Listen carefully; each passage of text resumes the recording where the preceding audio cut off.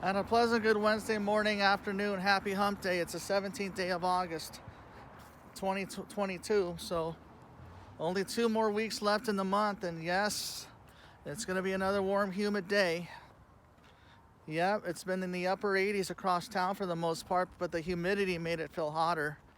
The coastal areas were in the upper 70s, which is pretty nice. But the valleys for the past several days have been very toasty, with temperatures in the 90s and close to 100 degrees in some of the inland areas. And yeah, well, it was a tough loss last night against the Brewers, but yeah, the Brewers are only 2 games behind the Cardinals in the NL Central.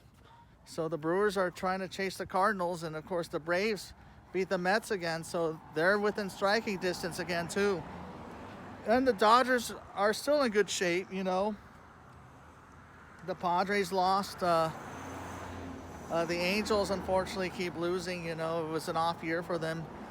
Shohei Ohtani's been the only bright spot of the Angels, but yeah, Mike Trout's been dealing with back spasms and rib injuries. You know, he's injury prone, and Anthony Rendon, I think, was a bust. He's out for the year. And yeah, too many injuries on that team, and they don't have a really good pitching staff. They just traded away Noah Syndergaard. And yeah, well, the Angels are in a tough division though, you know. Seattle's rising. They're trying to chase Houston for the division, even though they're like 11 games out at first. But I would love to see the Mariners pass Houston, but I think it's going to be real difficult.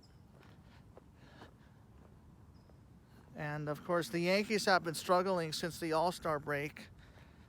And like I said, the Braves might catch the Mets. Yeah, even though it's only mid-August, you know, anything can happen within the final 45 to 50 games of the season, you know. Unfortunately, the Giants keep winning, but they're barely above 500 this year. And the Padres, of course, lost to the Marlins. So the Dodgers still have a good lead. I mean, in the past 5 years, it's been the Dodgers and the Brewers and the Braves that have been the top 3 teams in the National League. Meanwhile, happy birthday is going out to Jorge Posada, Dustin Pedroia, Brent Myers, and Chad Qualls. Also to Sean Penn and to Robert De Niro. But yes, well, at least we have our ace pitching tonight, Tony Gonsolin. 14 wins and only 1 defeat. Yeah. But I don't think Craig Kimbrell's that reliable of a closer anymore. I mean, he always leaves traffic on the base paths, and hitters are hitting like 265 against him. Yeah. At least he doesn't give up any home runs, but he gives up walks. He gives up singles, you know, but he can still throw strikeouts though occasionally. You know, he still has a fastball and slider and changeup and all that. But I am hoping once Blake Trinan comes back, you know, or Evan Phillips can be our closers of the future. I mean, Craig Kimbrell already has a storied career along with Kenley Jansen, but even Kenley Jansen struggled a little bit with Atlanta as well. I mean, I can't think of any perfect closers we had like Eric Gagne, and when he had 84 straight saves, and Mariano Rivera, who's the all-time leader in saves with over 650, and of course Trevor Hoffman with 600. And I mean, you talk about clutch closers that are lights out, and you know, Dennis Eckersley, John Franco, all that.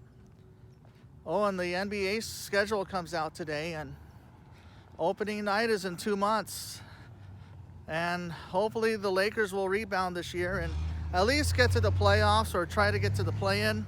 Hopefully we don't have too many injuries like we did last season. And of course, LeBron's already in the twilight of his career, and of course Kawhi Leonard sat out all of last season, and Paul George missed a lot of time too, and so did Anthony Davis. I mean, yeah, the Clippers were basically a game or 2 games away from reaching the playoffs last year. But we'll see. Meanwhile, have a good rest of your hump day, and I'll catch you later. Amen.